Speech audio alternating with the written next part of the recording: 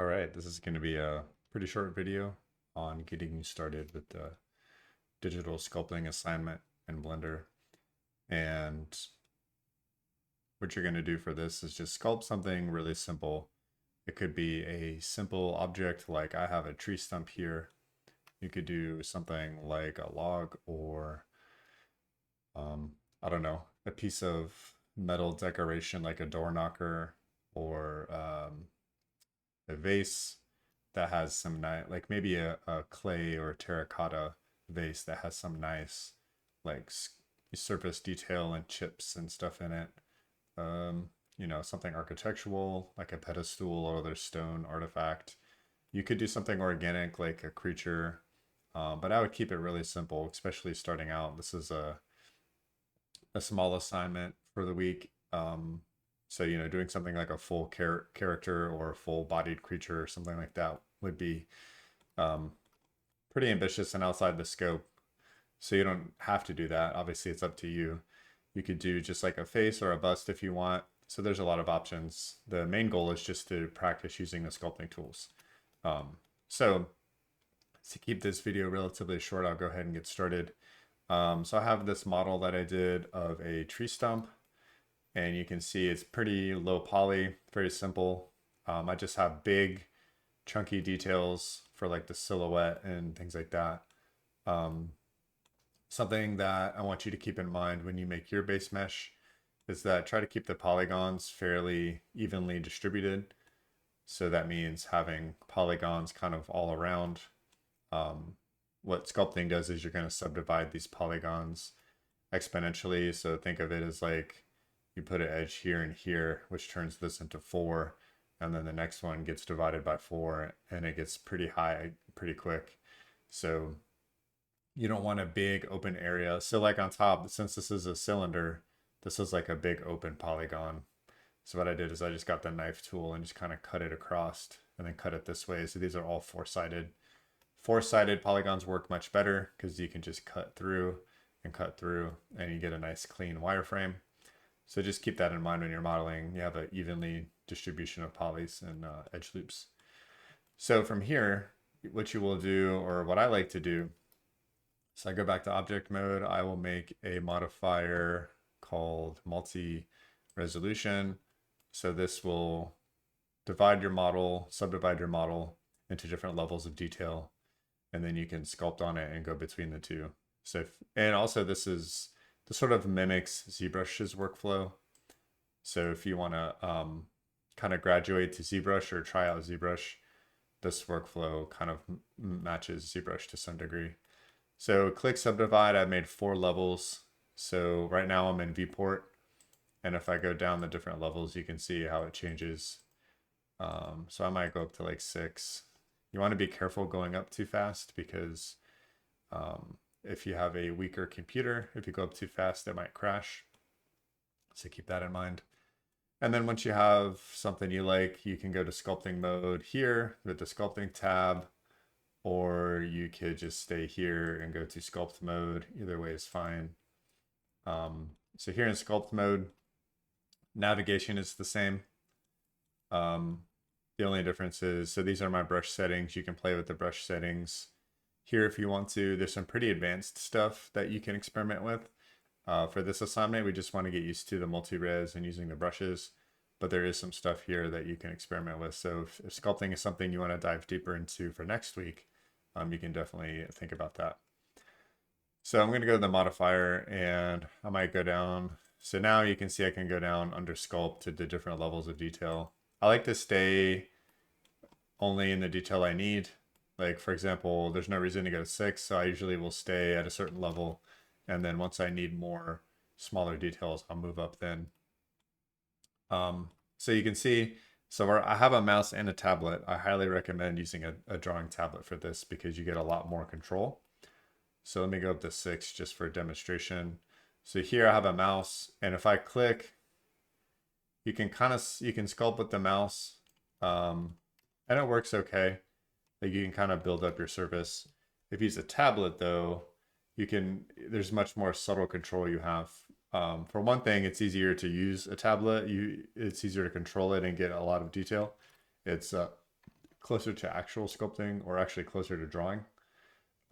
So if I go light, I can create kind of light sculpting. So I'm going really light, and you can see you can get kind of a certain pattern. Or I'm undoing this, by the way, Control Z. Or if I press harder with the tablet, you can see I can go harder right away. And that subtlety helps out a lot with sculpting, in addition to just being able to control it that way. So here are your brushes. These are the basic brushes. You can experiment with some of the more fancier ones on the bottom if you want to. But for now, I'm just going to show you some basic ones that I like.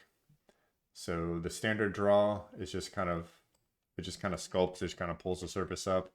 If you hold control, you can pull the surface in. And most brushes work that way. Control is like the opposite of what it does. And so that's that one. Draw sharp I use a lot. So this one gives you a nice crease you can use to accentuate detail. For general sculpting, I use either clay or clay strips. And those just kind of build up the surface. Like if you're putting little pieces of clay rather than draw, which kind of balloons the surface a little bit. So depending on what you're doing, you can use the different brushes for that. So those are the four really simple main ones. And then in addition to that, I will use, I'll use flatten sometimes to accentuate flatter areas. I use scrape if I want to like make something, like if I want this to be really flat on top, you can use the scrape to kind of flatten out. So now that surface on top looks really flat, and it gives me this nice crease, which you can also use it to kind of hit creases too, to give yourself kind of a beveled edge. So I use scrape for those kind of situations. Oop, I think I jumped out of sculpt mode. And that's about it. Otherwise, I might use grab. Grab can pull the surface up, kind of like you're literally grabbing and pulling. Grab elastic kind of has more of a fall off to it, which is good for making adjustments to, like if you're doing anatomy and you might want to make facial adjustments. That's good for that. And that's it. So this will probably be a pretty short video, because after that you just play with it and see what you like. Everyone has different workflows pertaining to how they sculpt. But for something like this, I would probably go down to maybe like a 4, and I would get clay strips, and I would just kind of start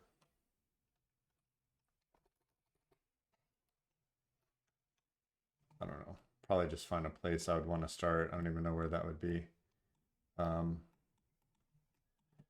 And just kind of start laying in some detail. So thinking of like a stylized sort of tree stump, I might make this kind of like these little strips here to kind of mimic like a overlapping tree bark kind of look to it.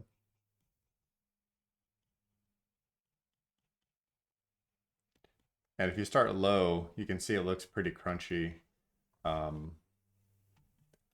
And then maybe I might, you can see I kind of grabbed the inside a little bit. So if you hold shift, shift will smooth out, kind of like anything you do. So for example, if I do some sculpting on here and I hold shift, shift will smooth it out. And then on top, you know, I know like these might have kind of a ring looking pattern. So I might kind of use those clay strips to kind of get that in there. Oh, that's kind of ugly looking.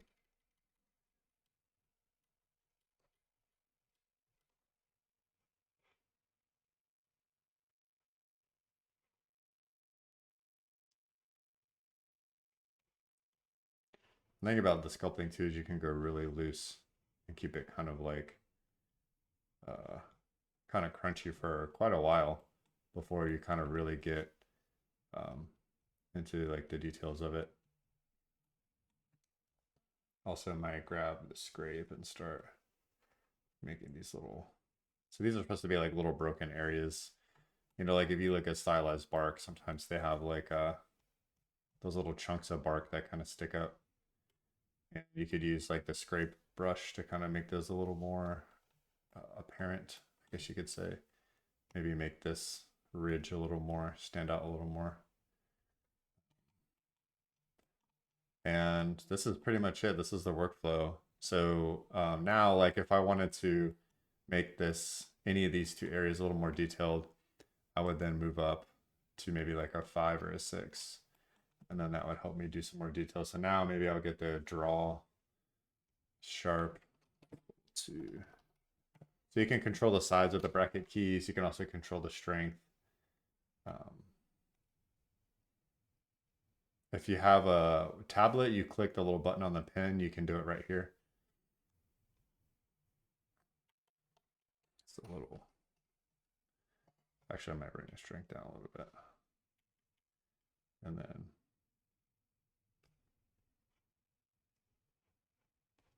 so now you can kind of draw in these crevices and make these a little more obvious, maybe. I don't know. Whatever you want to do, it's up to you, obviously.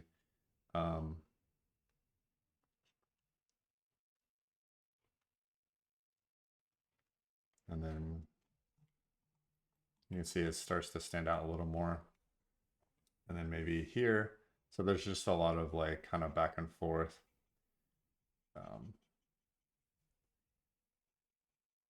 And it does kind of take a while too. So something like this, I could spend a long time just kind of going over it and going over it. And getting all these details in there.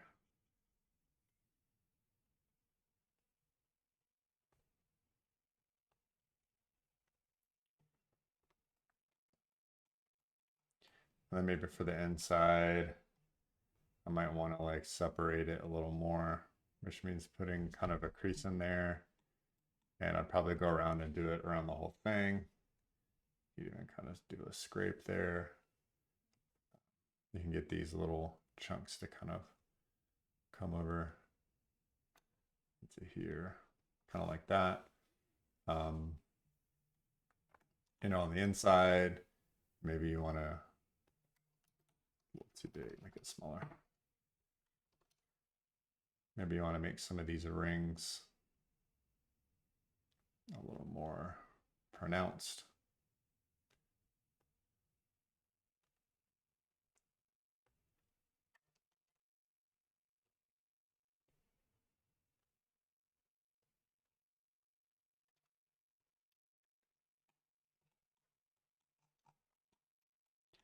And then too, it's looking a little lumpy.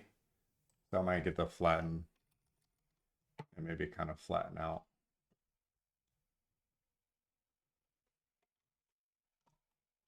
So it doesn't look so lumpy. Again, maybe bump up the strength a little bit.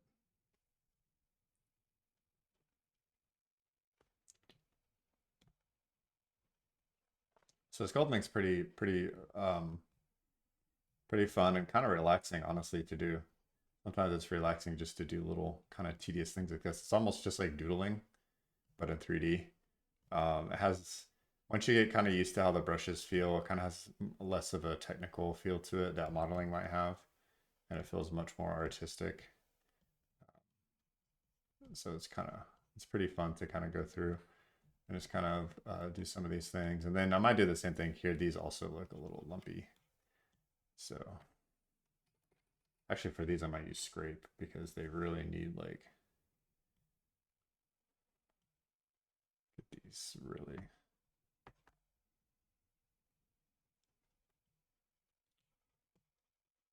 And I would just kind of do this back and forth until I get it kind of the way I like it. That's kind of digital sculpting in a nutshell. Obviously here there's still a lot of work to be done. Obviously I might want to come in here and add more here. It looks kind of weird that these kind of just stop. I might actually continue those all the way in there. So it kind of, oh, that's a lot. I didn't realize it was so strong.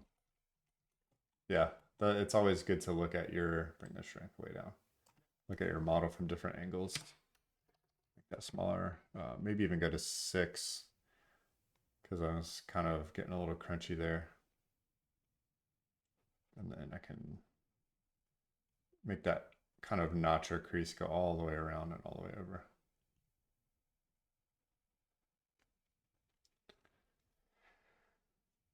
And then flatten and so on and so forth. So that's it. And you just keep going until you have a sculpt that you like.